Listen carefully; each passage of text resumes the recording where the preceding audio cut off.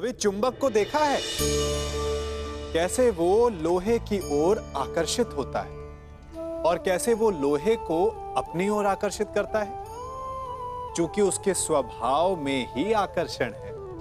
हम सबके भीतर भी एक ऐसा ही चुंबक होता है, विचार का चुंबक, जो सदा अपने ही जैसे विचारों को आकर्षित करता है।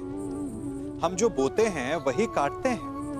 उसी प्रकार हम जैसा सोचते हैं वैसा ही पाते हैं। साधु ईश्वर का नाम जपता है तो उसे ईश्वर मिल जाता है। अर्थात फल हमारी सोच पर निर्भर करता है। ओस की बूंद यदि केले के पत्ते पर गिरे तो वो कपूर बन जाती है, सीप में गिरे तो मोती, और यदि विषधर के मुख में गिरे तो विष। बूंद एक है, परंतु उसके प्रारब्ध भिन्न है, क्योंकि उसे आकर्षित करने वालों का व्यवहार भिन्न है। इसलिए यह आप पर निर्भर करता है कि आपको भविष्य में विष चाहिए या अमृत।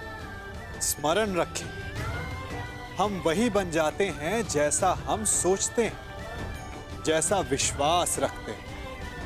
यह आपका विश्वास ही है जो ये निर्धारित करेगा कि आपको विष मिलेगा या अमृत। इसलिए अपनी सोच को सुदृढ़ रखिए, सकारात्मक रखिए, और फल भी सकारात्मक ही आएगा।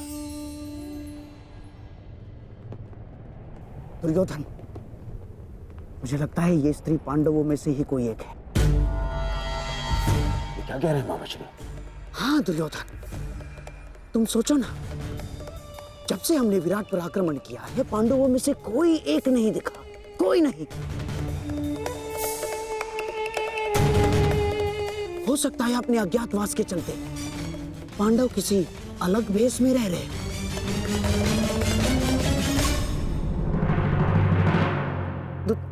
दुर्योधन, मुझे पूर्ण विश्वास है कि ये पांडवों में से ही कोई एक है।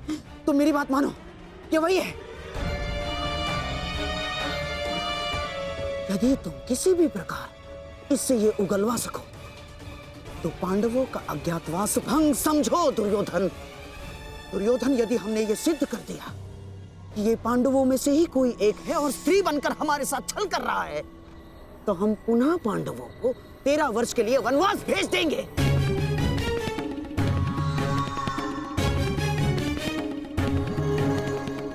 मैं आपकी योजना समझ गया मामा श्री।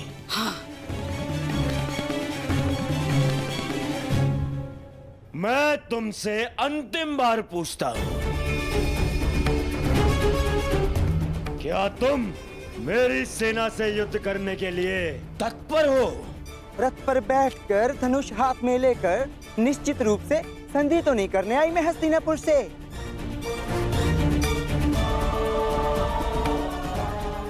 बृहनला नृत्य और संगीत ही नहीं जानती, और भी बहुत कुछ शेष है जो आपके समक्ष आने वाला है।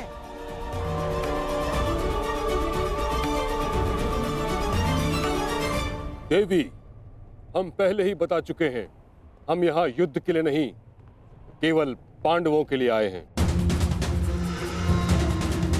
हमें विराट में प्रवेश करने की अनुमति दें। बस पितामह, अब आप एक किन्नर के समक्ष गिड़गिड़ाएंगे। आक्रमण! आक्रमण!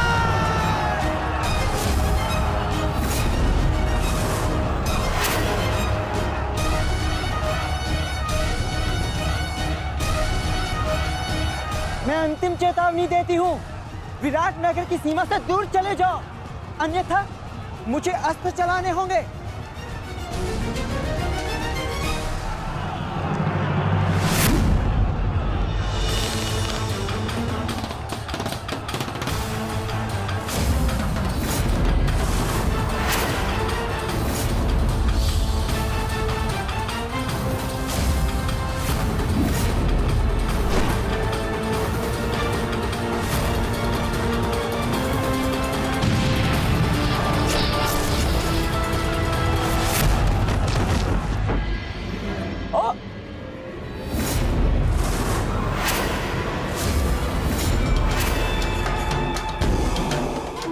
असंभव। एक स्त्री ऐसा नहीं कर सकती। और ऐसा धनुर कौशल अब एक बाण से मेरे सैकड़ों सैनिकों का वध कर दिया। वध नहीं किया युवराज, इन्हें केवल निष्क्रिय किया है। एक ही बाण से इतने सैनिकों पर ऐसा प्रहार करना कि उनके प्राण न जाएं, ये केवल गहन साधना और वर्षों के परिश्रम से ही संभव है।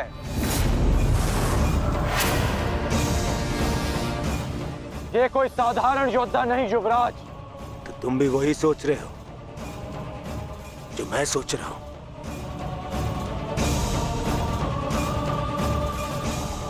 इसका कौशल तो यही संकेत कर रहा है, परंतु कैसे?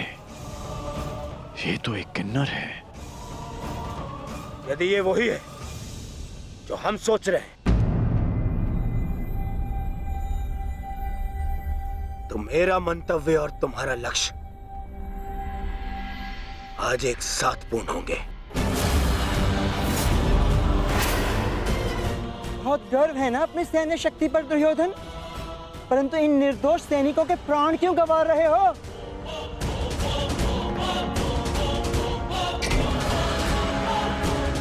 आज मैं तेरे बाणों के साथ साथ तेरी जिह्वा को भी शांति कर दूंगा। आगे बढ़। तुमसे युद्ध करके मैं अपनी धनुर्विद्या का अपमान नहीं कर सकती। और वैसे भी तुम्हें धनुर्विद्या आती ही कहां है? है कोई वीर तुम्हारी सेना में जो मेरे समक्ष आ सके, मेरे बाणों का उत्तर दे सके? इतना दुस्साहस हस्तिनापुर के वीरों को ललकारती है। पितामह, आगे बढ़िए। नहीं दुर्योधन, तुम में ना हो, परंतु मुझ में अभी क्षत्रित्व शेष है। मैं किसी नारी पर शस्त्र नहीं उठाऊंगा, और ये अर्धनारी है। आचार्य द्रोण,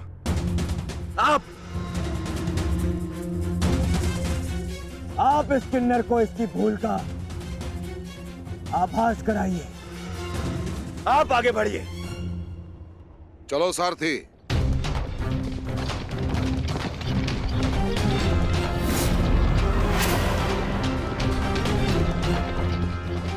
ये कैसी परीक्षा है माधव? जिसने मुझे लक्ष्य भेदना सिखाया वही मेरे समक्ष लक्ष्य बनकर खड़ा है। विश्व का श्रेष्ठ धनुर्धर बनने की क्षमता है तुम में।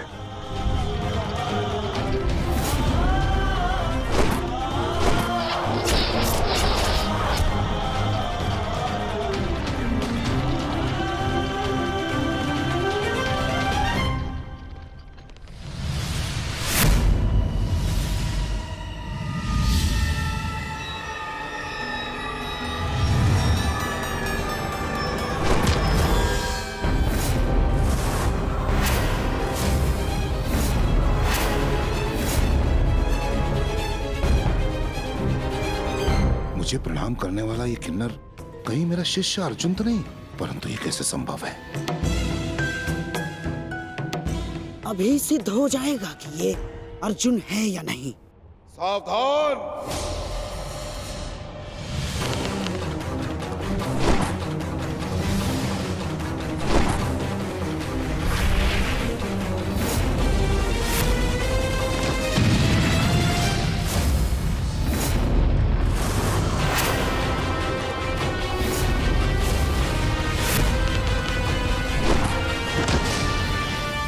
आचार्य,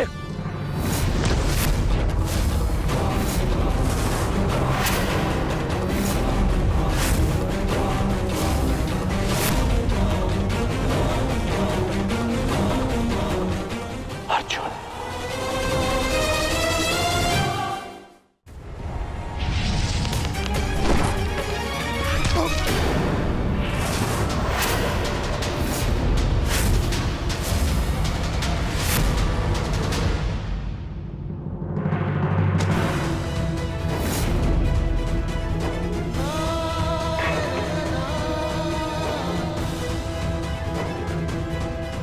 सारथी, आचार्य का रथ लौटा लो।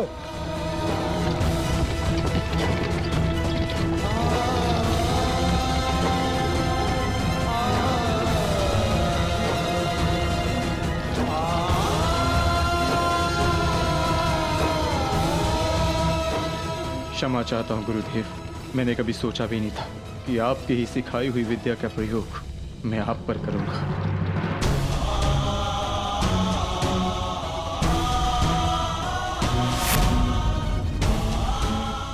अर्जुन, तुम ऐसी मूर्खता क्यों कर रहे हो? अज्ञातवास पूर्ण होने में कुछ ही समय शेष है, फिर क्यों तुम रणभूमि में उतर आए? मैं माता कुंती को दिया वचन नहीं टूटने दे सकता।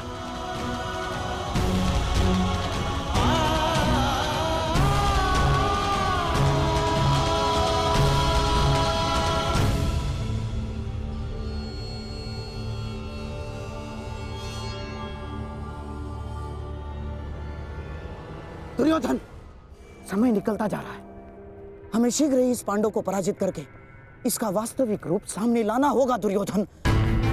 और यदि ये पांडव ना हुआ तो? आंखें खोलो दुर्योधन, देखो इस साधारण किन्नर ने किस प्रकार द्रोण को पराजित किया है। किसी भी साधारण योद्धा में इतना शौर्य तो नहीं है कि आचार्य द्रोण को पराजित कर सके। तुम्हें क्या लगता है कि अर्जुन के अतिरिक्त और कौन हो सकता है? पहचानने का प्रयास करो इसे। तुम दोनों ने एक ही साथ, एक ही स्थान पर, एक ही गुरु की छत्र छाया में अभ्यास किया है। अपनी आंखों से इसे धनुर्विद्या सीखते हुए देखा है तुमने। पहचानो इसे, कौन है ये?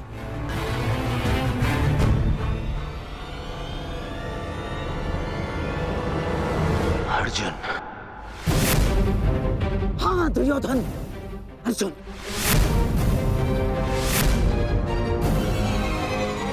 अब तुम्हें कैसे भी करके इसका वास्तविक रूप पितामह के सामने लाना है, और उसके लिए तुम्हारे पास केवल एक अस्त्र उपाय है।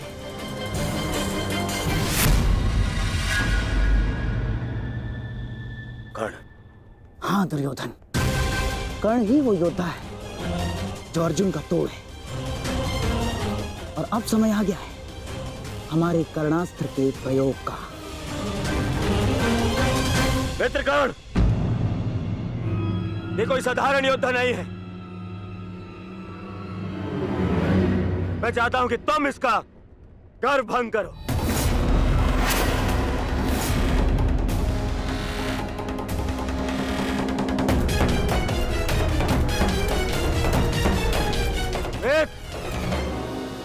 विलंब मत करो,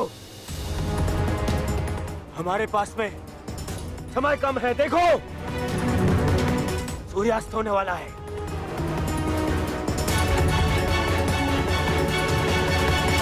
यदि एक मित्र का निवेदन स्वीकार नहीं है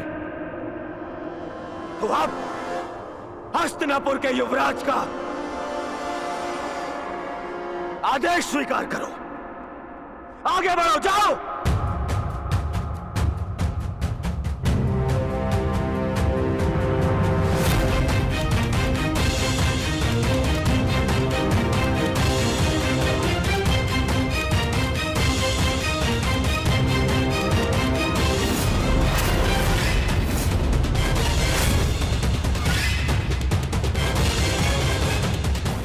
अब आएगा युद्ध का आनंद। आज पूर्ण होगा वो अधूरा द्वंद्व।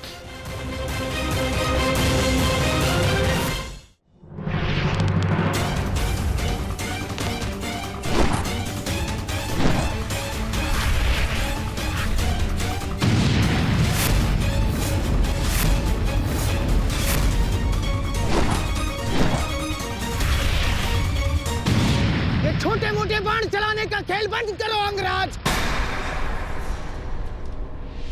अर्जुन को सामने लाना है।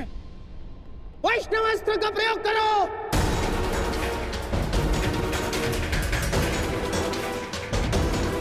मैं वैष्णवास्त्र प्रयोग नहीं कर सकता।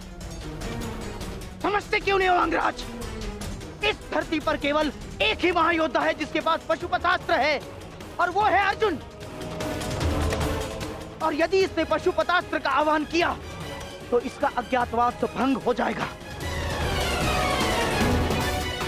और पशुपतास्त्र तभी सामने आएगा अंगराज जब उसके समक्ष महाशक्तिशाली वैष्णवास्त्र का प्रयोग होगा।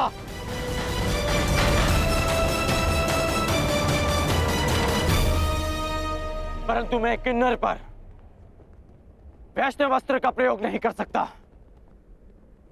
ये वैष्णवास्त्र का अपमान होगा।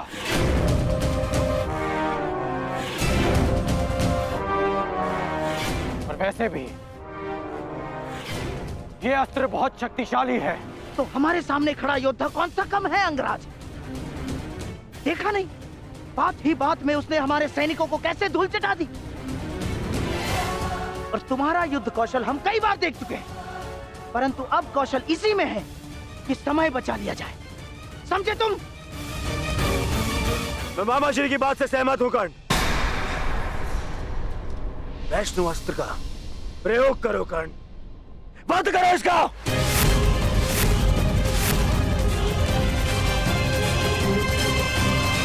दुर्योधन, अब इस अर्जुन के पास केवल दो ही विकल्प है। एक, या तो वो कर्ण के अस्त्र का उत्तर देने के लिए पशुपतास्त्र का प्रयोग करे और अपना अज्ञातवास दूर दे, या फिर मारा जाए। दोनों ही ओर से हमारी ही पोबारा है।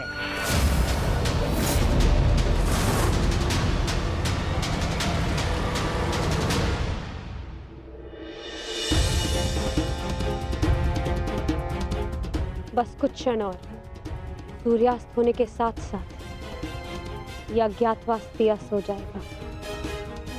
बस एक ही भय, भृणलला के अर्जुन होने का भेद ना खुल जाए।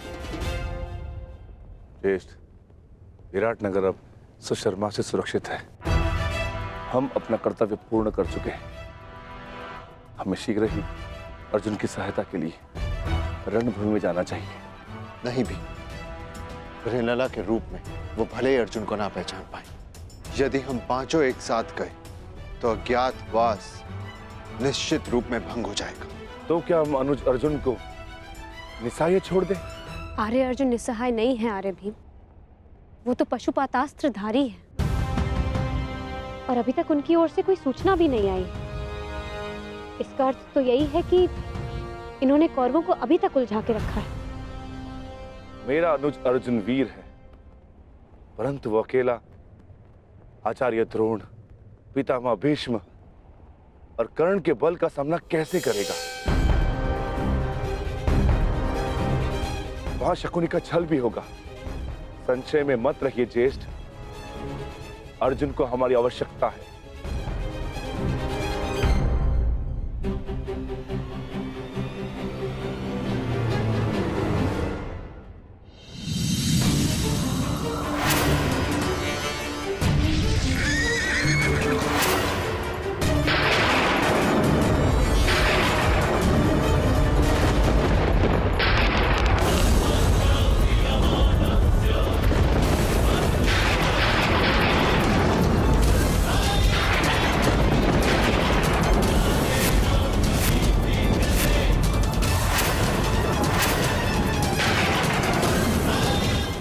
वैष्णवस्त्र, कर्ण वैष्णवस्त्र संधान कर रहा है।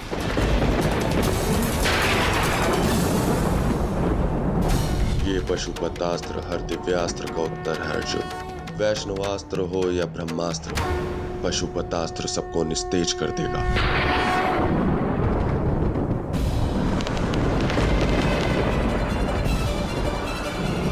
यदि मैंने पशुपतास्त्र का प्रयोग किया तो सबको ज्ञात हो जाएगा कि मैं ही अर्जुन हूँ, और यदि प्रयोग ना किया तो मेरी मृत्यु निश्चित है और साथ ही मेरे भाइयों का जीवन भी संकट में आ जाएगा।